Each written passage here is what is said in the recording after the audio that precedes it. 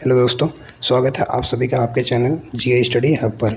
तो आज हम कक्षा 10 विज्ञान के अध्याय 1 का दूसरा वीडियो लेकर आए हैं जिसका नाम है रसायन विज्ञान की भाषा। तो दोस्तों, जैसे हम आपस में बात करने के लिए हिंदी या अंग्रेजी भाषा का इस्तेमाल करते हैं, वैसे ही केमिस्ट्री की भी अपनी एक बहुत ही मज़ेदार और शॉर्टकट भाषा होती है। तो आज हम उसी भाषा को डिकोड करेंगे, अच्छे से समझेंगे। आगे बढ़ते हैं। तो चलिए, आगे बढ़ने से पहले एक बार याद कर लेते हैं कि हमने पिछले वीडियो में क्या क्या डिस्कस किया था। तो पिछले वीडियो में हमने जाना था कि रासायनिक अभिक्रिया क्या होती है, उसके बारे में हमने डिटेल से समझा था, और कैसे हमारे आसपास दूध का फटना या लोहे में जंग लगना, इस तरीके से हमने एग्जाम्पल की मदद से रासायनिक बदलाव को समझा था। तो आज के इस वीडियो में हम समझेंगे कि उन अभिक्रियाओं को विज्ञान की शॉर्टकट भाषा में कैसे लिखा जाता है। तो बढ़ते हैं आगे। तो रासायनिक समीकरण क्या है? तो हमारा पहला सबसे सवाल आता है मन में कि रासायनिक समीकरण क्या है। तो रासायनिक समीकरण आखिर होता क्या है? तो अगर मैं इसे बिल्कुल सरल शब्दों में कहूँ तो किसी भी रासायनिक अभिक्रिया को जो संक्षिप्त यानी कि छोटे रूप में लिखने के तरीकों को ही रासायनिक समीकरण कहते हैं। जैसे कि आप आगे देखेंगे, देख सकते हैं इसमें सरल शब्दों में इसे क्या कहते हैं कि किसी भी रासायनिक अभिक्रिया को संक्षिप्त मतलब छोटे में रूप में लिखने के तरीकों को रासायनिक समीकरण कहते हैं। विज्ञान की भाषा, तो रासायनिक समीकरण का मतलब कि एक बहुत ही बड़ी बात को कम से कम शब्दों में लिख देना। आगे देखते हैं विज्ञान की भाषा। तो इसे हम विज्ञान की भाषा में क्यों कहते हैं? तो इसे ऐसे समझिए कि जैसे हम हिंदी में अलग अलग अक्षरों और शब्दों को मिलाकर एक पूरा वाक्य बनाते हैं, बिल्कुल वैसे ही विज्ञान में हम तत्वों के प्रतीकों सिंबल को मिलाकर समीकरण बनाते हैं। तो इस तरीके से समझ सकते हैं आप, और या विज्ञान की अपनी एक खुद की ग्रामर भी कह सकते हैं। फ़ायदा इससे क्या होगा? तो आप सोचेंगे कि इसे ऐसे लिखने का फ़ायदा क्या है? तो इसका सबसे बड़ा फ़ायदा यह है कि यह एक ही नज़र में हमें सब कुछ बता देता है कि हमें पूरी कहानी पढ़ने की ज़रूरत नहीं पड़ती। बस एक लाइन देखकर पता चल जाता है कि अभिक्रिया में शुरुआत में हमें क्या इस्तेमाल हुआ है, यानी हमारे जो अभिकारक क्या थे, और आखिर में क्या नया बना है इससे, और यानी कि हमारा उत्पाद क्या है। तो इसके बारे में हम डिटेल से समझेंगे कि समीकरण कैसे बनते हैं, अभिकारक क्या होता है, उत्पाद क्या होता है। हमने पिछले वीडियो में भी इसके बारे में अच्छे से डिस्कस किया हुआ है। तो आप इसको समझ सकते हैं कि रासायनिक समीकरण की परिभाषा में क्या क्या चीज़ें यूज होती हैं, उनके बारे में डिटेल से समझेंगे। आपको समीकरण में क्या क्या लिखा होता है वो भी सब डिटेल में समझेंगे, कैसे आप उसको समझ सकते हैं। लेकिन क्या हमें सच में इसकी आवश्यकता है? इसे देख सकते हैं कि हमें इसकी आवश्यकता क्यों है। तो लेकिन आप देख सकते हैं कि बिल्कुल है इसकी आवश्यकता क्यों, और इसका सबसे बड़ा कारण यह है कि समय की बचत।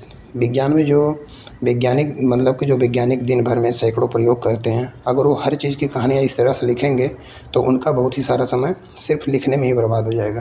तो आइए इसको एक एग्जाम्पल की मदद से समझते हैं कैसे। आगे बढ़ते हैं।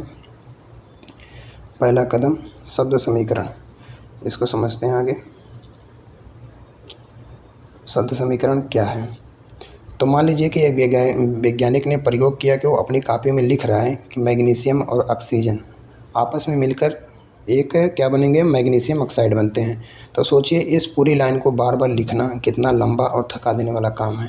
यहीं पर समीकरण काम आता है। समीकरण इन लंबे छोटे मतलब कि लंबे चौड़े वाक्य को एक छोटी सी लाइन में बदल देता है, जिससे समय बचता है। तब इसे समझ सकते हैं कि अगर कोई वैज्ञानिक है तो अगर वो अपनी कॉपी में लिखे गए मैग्नीशियम और ऑक्सीजन में आपस में मिलकर समीकरण ऑक्साइड बनते हैं, इस तरीके से अगर पूरा वो लाइन लिखता है, तो सोचिए कि उस पूरी लाइन को बार बार लिखना, बार बार हर जगह उसको इस्तेमाल करना एक तरीके से लंबा होगा और उसे थका देने वाली बात रहेगी, चाहे हम लिखें चाहे वैज्ञानिक लिखें। तो यह समीकरण, तो वहाँ पर क्या काम आता है? समीकरण ही काम आता है। तो समीकरण क्या करता है कि इन लंबे चौड़े और वाक्य को एक छोटी सी लाइन में बदल देता है, जिससे क्या होती है, हमारी समय की बचत होती है। तो देख सकते हैं कि इस तरीके से अगर कोई सामान्य वाक्य है और इस तरीके से शब्द समीकरण बन जाता है। आगे बढ़ते हैं। शब्द समीकरण के भाग, तो इस शॉर्टकट की तरफ हमारा पहला कदम है शब्द समीकरण। तो अगर हम उसी बात को शब्द वाक्य में लिखेंगे तो कहेंगे कि जब मैग्नीशियम रिबन को ऑक्सीजन में जलाया जाए। तो इस तरीके से आप समझ सकते हैं सामान्य वाक्यों में कि अगर हम उसी बात को सामान्य वाक्य में लिखें तो कहेंगे कि जब मैग्नीशियम रिबन को ऑक्सीजन में जलाया जाता है तो यह मैग्नीशियम ऑक्साइड में बदल जाता है। लेकिन शब्द समीकरण में हम फालतू के शब्द हटा देते हैं और सिर्फ मुख्य नाम लिखते हैं। लिखेंगे मैग्नीशियम प्लस ऑक्सीजन, कुछ इस तरीके से, मैग्नीशियम और ऑक्सीजन प्लस ऑक्सीजन, और फिर तीर लगाकर लिखेंगे मैग्नीशियम ऑक्साइड। देख सकते हैं। तो ये हो गया अभिकारक, ये हो गया उत्पाद। इस तरीके से शब्द समीकरण आप समझ सकते हैं शब्द समीकरण कैसे बनता है, और इसके बारे में भी आगे से हम डिटेल पूरा समझेंगे कि क्या क्या इसमें लिखा होता है, कैसे क्या होता है। शब्द समीकरण को पूरा विस्तृत जानकारी आपको दूंगा। आगे बढ़ते हैं। शब्द समीकरण के भाग, इसमें क्या क्या होता है। तो इस शब्द समीकरण के दो मुख्य हिस्से होते हैं। पहला हिस्सा आता है वो जो अभिक्रिया में भाग ले रहा है, जैसे हमारा मैग्नीशियम और ऑक्सीजन, ये क्या कर रहे हैं, अभिक्रिया में भाग ले रहे हैं। तो इस तरीके से समझिए कि जो शब्द समीकरण होता है उसके कितने भाग होते हैं, दो मुख्य हिस्से होते हैं। पहला हिस्सा वो है जो अभिक्रिया में भाग ले रहा है, जैसे हमारा मैग्नीशियम और ऑक्सीजन, इन्हें विज्ञान में अभिकारक कहा जाता है। इस तरीके से आप फर्स्ट वाला पार्ट आप देख सकते हैं, जो बाईं तरफ होता है उसे क्या बोल देते हैं, अभिकारक कहा जाता है। ध्यान रखिएगा कि अभिकारक हमेशा तीर के निशान के बाईं ओर लेफ्ट हैंड साइड LHS लिखा जाता है। इस तरीके से देखिए मैं आपको घेरे में दिखा रहा हूँ। आगे बढ़ते हैं। तो समीकरण का जो दूसरा हिस्सा होता है, यहाँ पर देख रहे होंगे उत्पाद वाला, बीच में एक एरो निशान आ जाता है। फिर मैं हाईलाइट करता हूँ। अभी आपने अभिकारक समझ लिया है। इसके बाद अब देखते हैं उत्पाद को। इसको क्या समझते हैं कि एरो बीच के बाद उसका वाला हिस्सा क्या होता है। तो समीकरण का जो दूसरा हिस्सा होता है वो होता है अभिक्रिया पूरी होने के बाद नया बनकर तैयार हुआ है। तो हमारे उदाहरण में एक नया शब्द जो पदार्थ है मैग्नीशियम ऑक्साइड, जिसे हम क्या बोल देते हैं, उत्पाद कहते हैं। तो उत्पाद को हमेशा तीर के निशान के दाईं ओर मतलब कि राइट हैंड साइड RHS लिखा जाता है। तो इस तरीके से आप समझ सकते हैं कि LHS और RHS दोनों को अलग अलग क्यों लिखा जाता है और किसे लिखा जाता है। फर्स्ट वाले को जो बाईं तरफ लिखा जाता है अभिकारक, और जो दाईं तरफ लिखा जाता है उसे उत्पाद कहते हैं। आगे बढ़ते हैं। इस तरीके से समीकरण का निर्माण होता है। आगे बढ़ते हैं। तो क्या हम इस शॉर्टकट को भी और छोटा कर सकते हैं। तो जी हाँ, यही होता है हमारा दूसरा कदम, रासायनिक सूत्र और एवं समीकरण, केमिकल फार्मूला एंड इक्वेशन। अगर हम ध्यान दें तो शब्द समीकरण अभी भी थोड़ा लंबा है, और इसे और भी छोटा करने के लिए हम शब्दों को काटकर तत्वों के जो रासायनिक सूत्र फार्मूला होते हैं उसका उपयोग करते हैं। यह शॉर्टकट भी मतलब कि यह शॉर्टकट का भी शॉर्टकट है। आगे बढ़ते हैं, उसको देखते हैं। शब्दों को प्रतीकों को और भी छोटा कर सकते हैं। तो शब्द को समीकरण को थोड़ा लंबा है तो इसे हम और क्या कर सकते हैं, छोटा कर सकते हैं। अभी हमने शब्द में लिखा था, अब इसको कैसे लिखेंगे, वैज्ञानिक तरीका से। शब्दों की जगह हम Mg मतलब कि जो मैग्नीशियम है Mg लिखेंगे, फिर OZN जैसे प्रतीकों को उपयोग करना रासायनिक समीकरण कहलाता है। अंतर्राष्ट्रीय भाषा में यह मतलब कि सूत्र पूरी दुनिया में एक समान होते हैं। तो इस तरीके से आप समझ सकते हैं कि यह एक वैज्ञानिक तरीका है। इसमें हम पूरा जो नाम लिखने की जगह जैसे मैग्नीशियम, ऑक्सीजन, जिंक, हाइड्रोजन जैसे प्रतीकों सिंबल का उपयोग करते हैं, और इसे ही जो असली रासायनिक समीकरण कहा जाता है। और इसकी सबसे खास बात यही है कि यह एक अंतर्राष्ट्रीय भाषा है, मतलब कि यह सूत्र पूरी दुनिया में एक समान होते हैं, और आप दुनिया के किसी भी कोने में चले जाएं मैग्नीशियम को Mg ही लिखा जाएगा। इस तरीके से आप समझ सकते हैं मैग्नीशियम दहन का रासायनिक समीकरण। अब इसको समझते हैं। तो चलिए, हमने आपने उस मैग्नीशियम वाले शब्द समीकरण को अब हम रासायनिक समीकरण में बदलते हैं। तो हमारा शब्द समीकरण था मैग्नीशियम, पहले क्या था, मैग्नीशियम, इस पर ध्यान दीजिएगा। मैग्नीशियम था, प्लस क्या था, ऑक्सीजन से क्या बना था, मैग्नीशियम ऑक्साइड। अब प्रतीकों का इस्तेमाल करके हम इसे लिखेंगे Mg + O2। इसमें आप देख रहे होंगे Mg + O2। उसी मैग्नीशियम को हमने इस तरीके से लिख दिया, और छोटा करके ऑक्सीजन को हमने इस तरीके से सिंबल में लिख दिया। उसके बाद जो हमारा उत्पाद बना, क्या बना, वो MgO, मैग्नीशियम ऑक्साइड। तो यहाँ Mg का मतलब क्या है, मैग्नीशियम है। O2 का मतलब क्या है, ऑक्सीजन है, गैस है, और MgO का मतलब है मैग्नीशियम ऑक्साइड।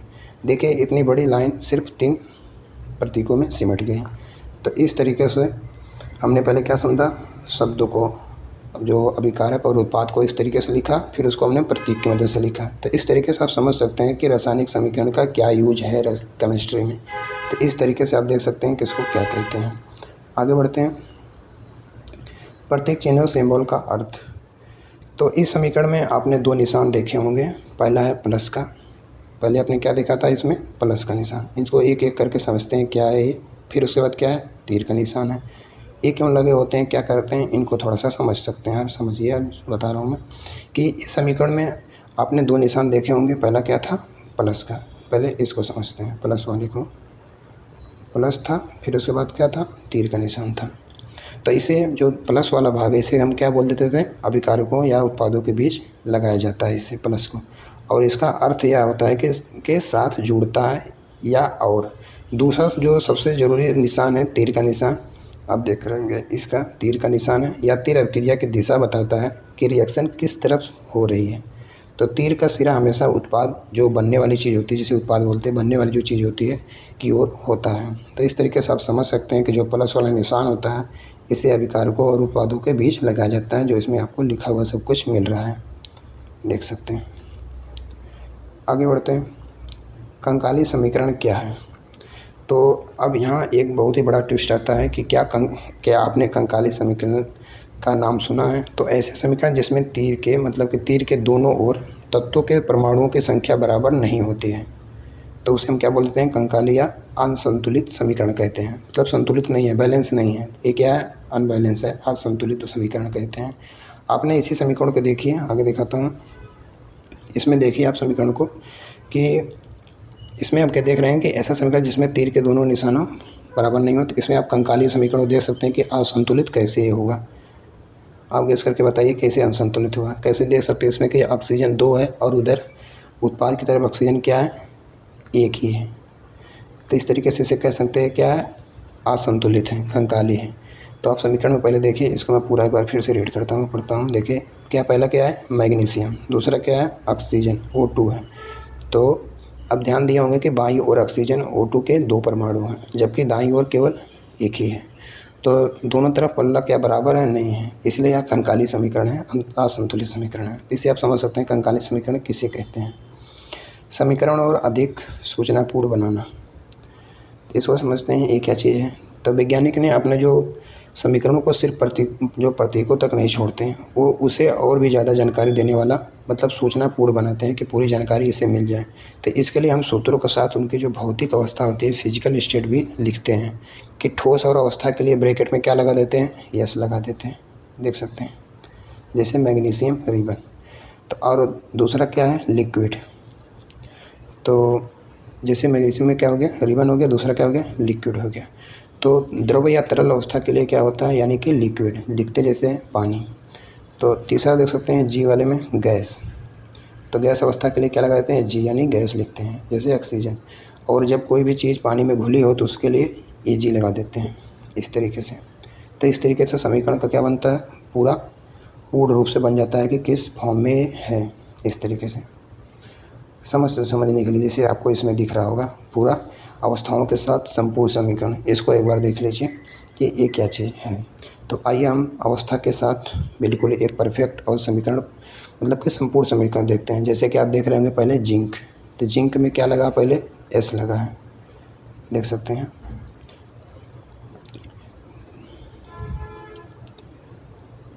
तो आइए सबसे पहले अवस्था को एक बिल्कुल परफेक्ट और समीकरण को संपूर्ण देखते हैं। जिसमें आपको पहले दिख रहा है जिंक ठोस प्लस क्या है, सल्फ्यूरिक अम्ल, देख सकते हैं। इसमें मुझे लगता है इधर कटा हुआ क्या, इसमें देखें, इसमें लिखा हुआ है सब कुछ। इसमें जिंक ठोस प्लस सल्फ्यूरिक अम्ल जलीय और जिंक सल्फेट जलीय हाइड्रोजन गैस।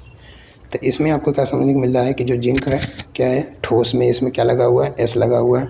और जो सल्फ्यूरिक अम्ल है जलीय, उसमें क्या लगा हुआ है, Ag लगा हुआ है। और विज्ञान इसे क्या करता है, मतलब कि विज्ञान किसे सबसे सटीक और शॉर्टकट भाषा में हम इसे इस तरीके से लिखते हैं, देख सकते हैं अपने स्क्रीन पर। इसमें कुछ वर्ड साइड में कटे हुए हैं, इसके आपको पूरा दिख नहीं रहा है। मतलब कि ये एक तरह से समझ सकते हैं, समझने के लिए आप समझ सकते हैं कि यह एक असली और पूरा रासायनिक समीकरण है।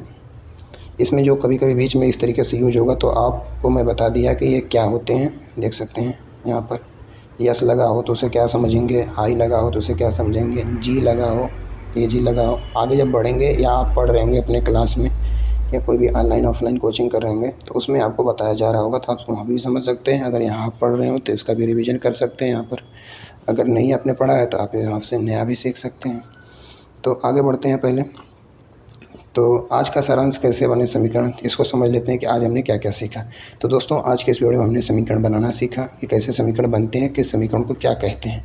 कहानी मैग्नीशियम हवा में जलकर ऑक्साइड बनता है। स्टेप 2 हमने समझा शब्द समीकरण, मैग्नीशियम प्लस ऑक्सीजन, मैग्नीशियम जो ऑक्साइड बनता है। फिर हमने रासायनिक सूत्र को देखा कि रासायनिक सूत्र में कैसे बनते हैं। पहले कहानी को किस तरीके से लिखा जाता है, फिर उसको शब्द समीकरण में बदला जाता है, और फिर उस शब्द समीकरण से हम क्या बनाते हैं, रासायनिक सूत्र बनाते हैं। तो आज के वीडियो में आपने ये सारी चीज़ें सीखा, रासायनिक सूत्र भी लास्ट में देखा। लेकिन वीडियो खत्म होने से पहले आपके लिए सबसे बड़ा सवाल कि जो हमारे समीकरण Mg+O2 + MgO के तीरों के बाईं ओर ऑक्सीजन के जो 2 परमाणु हैं पर दाईं ओर केवल 1 परमाणु क्यों है, बाकी एक ऑक्सीजन कहाँ गया, तो क्या वो गायब हो गया। तो यहीं से शुरुआत होती है समीकरण को संतुलित बैलेंस करने की। तो ऑक्सीजन कहाँ गया, इसका रहस्य हम सुलझाएंगे अगली वीडियो में। तब तक के लिए वीडियो को लाइक करें और चैनल को सब्सक्राइब जरूर करिएगा। मिलते हैं अगली वीडियो में, तब तक के लिए धन्यवाद। Thanks for watching.